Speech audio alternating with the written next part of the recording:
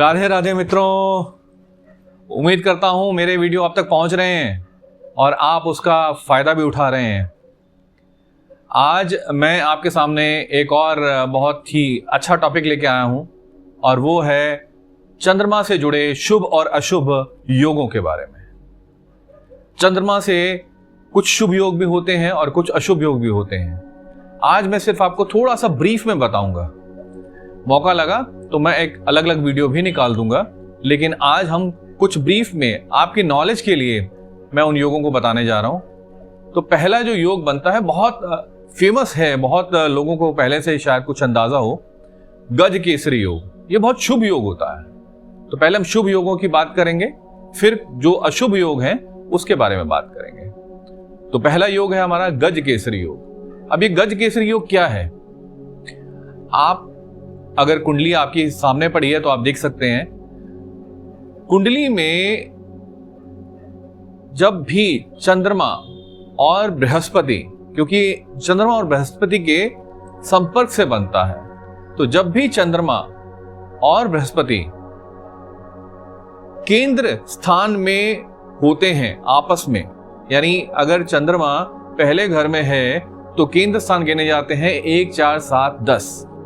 यानी अगर चंद्रमा पहले घर में है और बृहस्पति चौथे घर में है तो इसको हम केंद्र स्थान बोलेंगे। चंद्रमा अगर दूसरे स्थान में है तो हम दूसरे स्थान से 2, 3, 4, 5 यानी चौथा स्थान काउंट करेंगे तो वो उसके लिए केंद्र स्थान बनेगा। तो यानी दूसरे से चौथा यानी 5वें स्थान में अगर बृहस्पति होगा तो भी ये केंद्र का योग होगा। इस तरह से अगर Brihaspati, let's take an example, अगर 8वें स्थान में है तो 8वें से चौथा स्थान कौन सा होगा? 8, 9, 10, 11। अगर 11वें में चंद्रमा है तो बृहस्पति से चंद्रमा चौथे है। तो जब भी इस तरह से चंद्रमा और बृहस्पति एक दूसरे से केंद्र स्थान में होते हैं, यानी 1, 4, 7, 10। अब एक का मतलब क्या हुआ कि दोनों एक ही स्थान में युति बना के बैठे हैं। समझ गए? अगर 4 के डिस्टेंस पे हैं यानी चौथे केंद्र में हैं, तो यानी बृहस्पति और चंद्र में दोनों में 4 घरों का अंतर है। ऐसे ही अगर मैं 7 की बात करता हूं, मान लीजिए बृहस्पति पहले घर में बैठे हैं और चंद्रमा ठीक सामने 7वें घर में बैठे हैं, तो भी ये केंद्र योग होगा।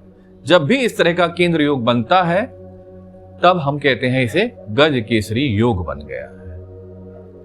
दूसरा, जब भी गुरु और चंद्रमा की युति यानी एक ही स्थान में दोनों होते हैं, चाहे वो लगन में बैठे हो, चाहे वो चौथे घर में बैठे हो, चाहे वो 7वें घर में बैठे हो और चाहे वो 10वें घर में बैठे हो, यानी कुंडली के 1, 4, 7, 10 घरों में अगर इकट्ठे युति बना के बैठ गए तो भी ये गज केसरी योग कहा जाएगा। अब गज केसरी योग क्यों इतना शुभ माना जाता है? गज केसरी योग से प्रभावित व्यक्ति जो होता है वो बहुत ज्ञानी होता है, क्योंकि बृहस्पति की पावर बढ़ गई। कैसे पावर बढ़ गई? क्योंकि चंद्रमा को एक इल्यूमिनरी ग्रह कहा जाता है। जैसे शुक्र इल्यूमिनरी ग्रह है, ऐसे चंद्रमा भी एक इल्यूमिनरी ग्रह है, यानी रोशनी प्रदान करने वाला। और जब भी बृहस्पति के साथ आएगा तो बृहस्पति के पावर को, बृहस्पति के गुणों को दिखाएगा, बढ़ाएगा। तो जब भी व्यक्ति गज केसरी योग लेके आएगा तो उसकी जो व्यक्ति का जो ज्ञान होगा वो बहुत प्रभावी होगा, बहुत ज्ञानी होगा। वो उसमें विवेक और दया की भावना होगी। अब विवेक और दया की भावना, क्योंकि ये बृहस्पति से कनेक्टेड है, तो यहां विवेक और दया की भावना बढ़ जाएगी।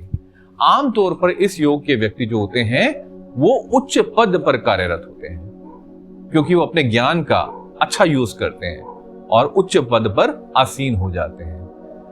अपने गुणों व कर्मों के कारण मृत्यु पश्चात भी ऐसे व्यक्ति जो हैं वो याद किए जाते हैं, यानी उनकी ख्याति बनी रहती है। तो ये है गज केसरी योग। अभी मैंने आपको सिर्फ ब्रीफ में बताया, ऐसे तो इसकी बहुत सारी विशेषताएं हैं, पर मैं होगा तो एक वीडियो इसका अलग से निकाल दूंगा। फिलहाल अब हम चलते हैं दूसरे योग पे। दूसरा योग जो चंद्रमा से बनता है उसको हम बोलते हैं सुनफा योग। अब सुनफा योग क्या है? जब चंद्रमा कहीं भी बैठा हो, जब चंद्रमा से दूसरे घर में, एग्जैक्टली दूसरा घर, यानी अगर चंद्रमा 7 में बैठा है, 7वें घर में बैठा है, तो दूसरा ग्रह 8वें में बैठा होना चाहिए। पर शर्त क्या है? शर्त यह है कि 8वें घर में राहु, केतु और सूर्य अगर बैठे हैं तो हम उसका विचार नहीं करेंगे। यानी उनके होने ना होने से कोई फर्क नहीं पड़ता। सुनफा योग तब बनेगा जब इसके अलावा कोई ग्रह वहां बैठा होगा। आए बात समझ में? तो अगर ऐसा सुनफा योग बनता है तो क्या होगा? अगर वहां पे सुनफा योग में यानी चंद्रमा से अगले घर में अगर कोई शुभ ग्रह बैठा है, यानी बुध बैठा है लेकिन अकेला बैठा होना चाहिए, बुध बैठा हो या गुरु बैठा हो या शुक्र बैठा हो, ये सब शुभ ग्रह हैं, तो ये सुनफा योग जो है वो उच्च स्तर का माना जाएगा। यही अगर मान लीजिए कि अगले घर में 2 ग्रह बैठे हैं, मान लीजिए चौथे घर में चंद्रमा है और 5वें घर में शुक्र और शनि दोनों बैठ गए हैं। अब यहां एक शुभ है और एक अशुभ है, यानी एक तो शुभ ग्रह और एक क्रूर ग्रह या पापा ग्रह है, तो क्या होगा? अब यह योग मध्यम स्तर का माना जाएगा। You got my point? अगर मान लीजिए कि दोनों ही अशुभ ग्रह बैठ गए, यानी एक तरफ आपके चंद्रमा के नेक्स्ट घर में शनि बैठ गए और मंगल भी वहीं बैठ गए, अब दोनों क्रूर ग्रह बैठ गए, अब दोनों ही अशुभ हैं, तो ऐसे में क्या होगा? निम्न स्तर का सुनफा योग बनेगा। ये मैंने क्रूर ग्रह और पापा ग्रह का एग्जांपल लिया। जरूरी नहीं है कि उस घर में, अगले घर में ये पापा ग्रह जो हैं ये ही अशुभ माने जाएं। कहीं कहीं कुंडली में शनि भी बहुत शुभ हो जाते हैं, मंगल भी बहुत शुभ हो जाते हैं। तो ये कुंडली के हिसाब से कि उस कुंडली के हिसाब से कौन से ग्रह वहां पे शुभ माने जा रहे हैं, अगर वो ग्रह शुभ चंद्रमा के आगे दूसरे घर में बैठेंगे तो वहां सुनफा योग बन जाएगा। उम्मीद करता हूं कि आपको समझ में आ रहा है कि सुनफा योग क्या है। अब अगर सुनफा योग बनता है तो क्या होगा? सरकारी क्षेत्र से ऐसे व्यक्ति जो प्रभावित व्यक्ति हैं, जिनकी कुंडली में सुनफा योग बना है, ऐसे व्यक्ति सरकारी क्षेत्र से लाभ प्राप्त कर सकते हैं। अब उच्च स्तर का बना है तो अच्छा लाभ मिलेगा, मध्यम स्तर का बना है तो मध्यम स्तर का लाभ होगा, लेकिन लाभ होगा। और ऐसे व्यक्तियों की धन संपत्ति अच्छी होती है। सुनफा योग से प्रभावित व्यक्तियों के पास पैसा होता है अगर ये योग उच्च स्तर का बनता है। मध्यम स्तर का है तो फिर धन संपत्ति भी मध्यम स्तर की रहेगी। आइए अब हम तीसरे योग की तरफ चलते हैं, और वो तीसरा योग जो है वो है अनफा योग। अब अनफा योग क्या होता है? अनफा योग जब चंद्रमा से एक घर पहले, या मैं यूं कहूं चंद्रमा से 12वें घर में अगर कोई ग्रह बैठा है, शर्त वही है कि राहु, केतु और सूर्य ना बैठे हो। अगर चंद्रमा से 12वें घर में, या चंद्रमा से पहले भी कह सकते हैं, अगर कोई और ग्रह बैठा है तो यह है अनफा योग बना देता है। अब जब अनफा योग बनेगा तो ये ग्रह शुभ बैठा होगा तो हम कहेंगे योग प्रबल है। अगर ग्रह अशुभ बैठा है तो हम ये कहेंगे कि ये योग कमजोर है। अब ये अनफा योग मान लीजिए बन गया, अब क्या होगा? इससे प्रभावित व्यक्ति का क्या शुभ योग बनेगा? प्रभावित व्यक्ति इस योग के रहते उदार हृदय का होगा और शांत प्रकृति का होगा। ठीक है? नृत्य, संगीत और दूसरी तरह की कलाओं में, यानी किसी भी कलाओं में इसका इंटरेस्ट होगा, इसकी इच्छा होगी। सुख सुविधाओं के रहते हुए भी वृद्धावस्था में मन विरक्त हो जाता है। ऐसे व्यक्तियों का मन क्या होता है? जब वृद्धावस्था आएगी, सुख सुविधाएं सारी होंगी, फिर भी मन विरक्त हो जाएगा, यानी फिर भी अंदर से अप्रसन्नता रहेगी। ऐसे लोगों को योग एवं साधना पसंद आती है। तो ये है बेसिकली अनफा योग।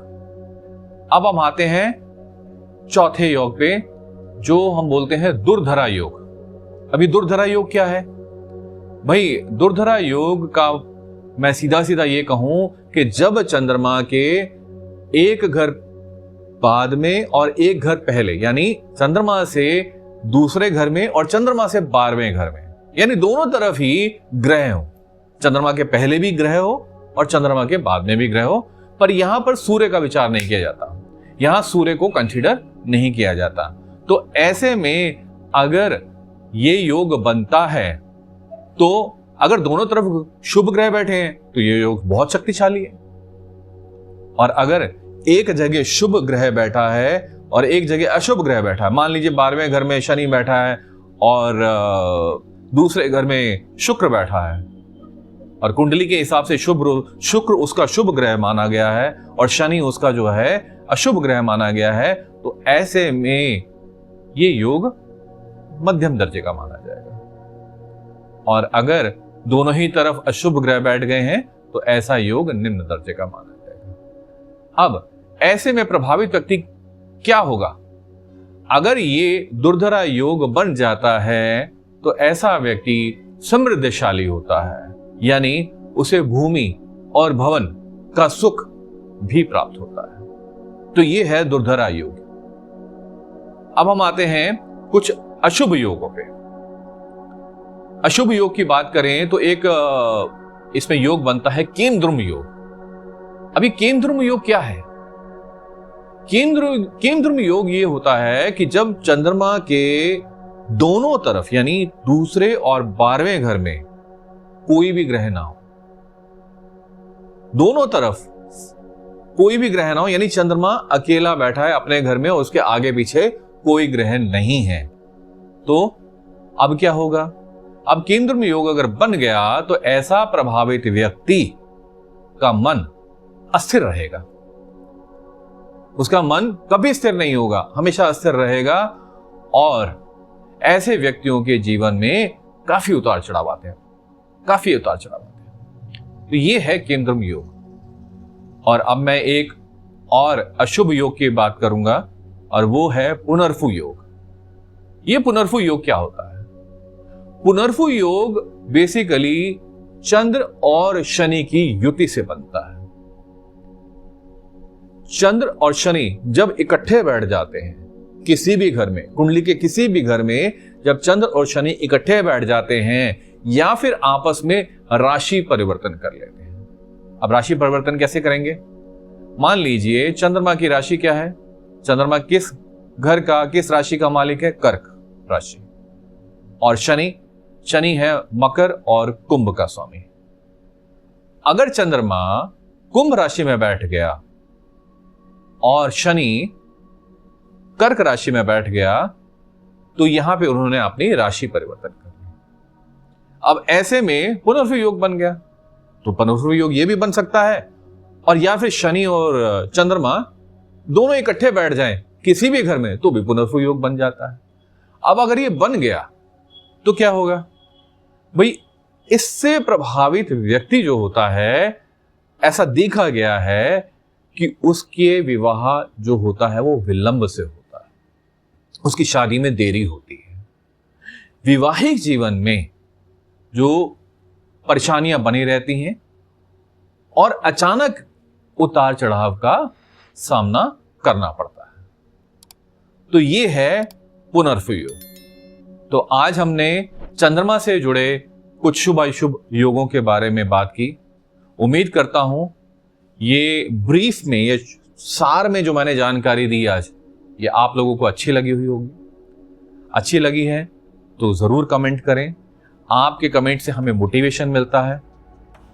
और इसके अलावा अगर अभी तक आपने सब्सक्राइब नहीं किया है तो कृपया इस चैनल को सब्सक्राइब करें, लाइक करें, शेयर करें, अपने जितने भी जानने वाले हैं उन तक इस वीडियो को पहुंचाएं ताकि वो भी इस जानकारी का फायदा उठा सकें। अभी तक के लिए इतना ही, आगे मिलते हैं। राधे राधे।